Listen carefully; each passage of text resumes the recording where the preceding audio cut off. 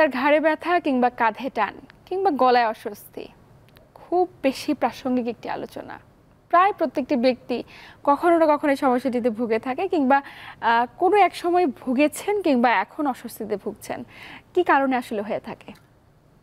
প্রথমে আমরা বলি ঘাড় স্পাইনের মধ্যে খুব মুভেবল এরিয়া, বেশি মুভ করে। আপনাকে কেউ ডাকছে, তাকালেন, উপরে তাকান, নিচে তাকান, এই পাশে বিভিন্নভাবে নামাজ পড়ে সালাম ফিরাই, মানে ঘাড়েই সব কিছু। স্পাইনের যেমন ডোরসাল রিজন আছে, লাম্বার লোয়ার ব্যাক আছে, ঘাড় যত মুভ করে ওই এরিয়াগুলো অত মুভ করে না। ইদানিং আমাদের এই ইন্টারনেট যুগে এসে ঘাড়ের ব্যথা আরও বেড়ে গেছে। আপনি জিজ্ঞেস করবেন কেন বেড়ে গেল?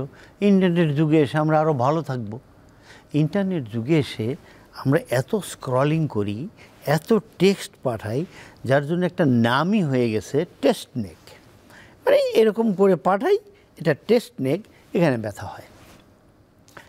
চলতে চলতে চলতে চলতে হয়, ব্যথা হয়।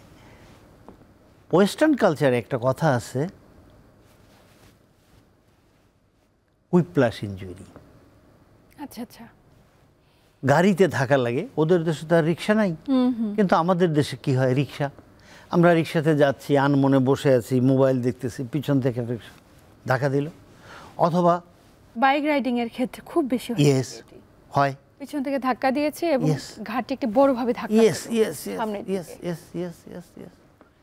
তাহলে এসব কারণে অসংখ্য অসংখ্য কারণে ঘাড় ব্যথা হয়। আর একটা হয় আমরা কিভাবে ঘুমাই, আমার বালিশ কেমন, আমার বিছানা কেমন, তার জন্যে। আচ্ছা, কম্পিউটারে যারা কাজ করে এভাবে তাদের হতে পারে। ব্যাংকে কাজ করে, অনেক সময় সামনে বসে কাজ করছে, যিনি ডেস্ক জব করেন, লেখেন বা অন্য টেলিফোনসে কাজ করেন, তাদের যাদের এই পোস্টারে কাজ করতে হয় সারাক্ষণ, তাদের ঘাড়ের ব্যথা হতে পারে।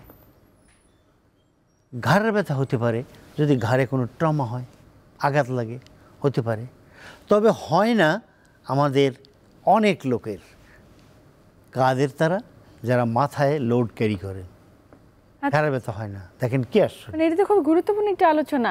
একজন ব্যক্তি এত ওজন বেয়ার করছে কিন্তু তার ঘাড় ব্যথা হচ্ছে না, এবং যারা স্বাভাবিক জীবনযাপন করছে দেখা যাচ্ছে সামান্য কিছু কারণে তাদের ঘাড় ব্যথা তাদের হচ্ছে। কারণ যিনি ওজন ক্যারি করে উনি তো ছোটবেলা থেকেই ওজন ক্যারি করতে অল্প অল্প নিতে নিতে নিতে নিতে এখন 1 মণ 1.5 মণ 2 মণ নিচ্ছে, মাথায় হচ্ছে না। কারণ ওনার নেক মাসল সো স্ট্রং। আমার কৃষক ভাই মাঠে ধান কেটে ওই ধান বেঁধে মাথায় নিয়ে করতে করতে বাড়িতে এনে ফেলে দেয়। কই, উনি তো ঘাড় ব্যথা বলে আমার কাছে বা আমাদের কাছে আসে না চিকিৎসা নিতে। তাই তো, ওই একই কথা, সেটা হলো তার ঘাড়টা ট্রেইনড, তার ঘাড়ের মাসেল ট্রেইনড, অল্প নিতে নিতে নিতে নিতে এই জন্য হয়। তাহলে আমরা এখন চলে যাই ওই লোকদের কাছে যাদের ঘাড়ের ব্যথা হয়। আমরা প্রথমে একটু বলি আমরা হুইপ্লাশ ইনজুরির কথা।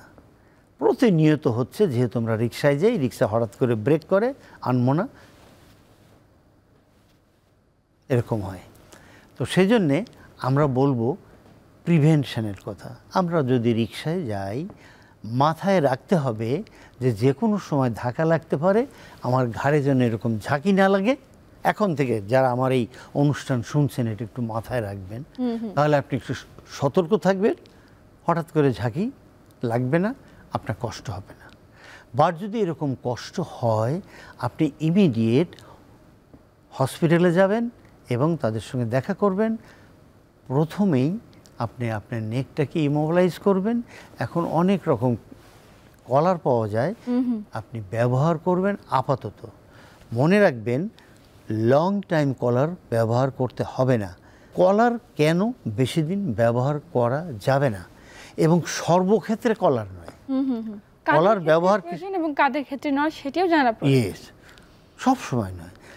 আপনার বিশেষজ্ঞ চিকিৎসক উনি আপনাকে বলবেন কলার ব্যবহার করতে।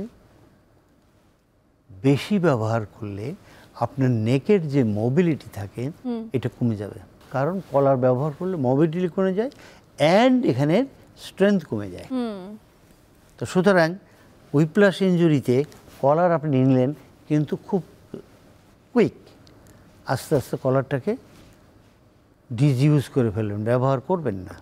ব্যবহার না করলেই আপনার স্টিফনেস হবে না। একদমই। বাট সেক্ষেত্রে আপনাকে অবশ্যই একজন বিশেষজ্ঞ ফিজিওথেরাপি চিকিৎসকের পরামর্শ নিতে হবে এবং তার কাছে এক্স্যাক্ট এক্সারসাইজগুলো আপনি দেখে নেবেন।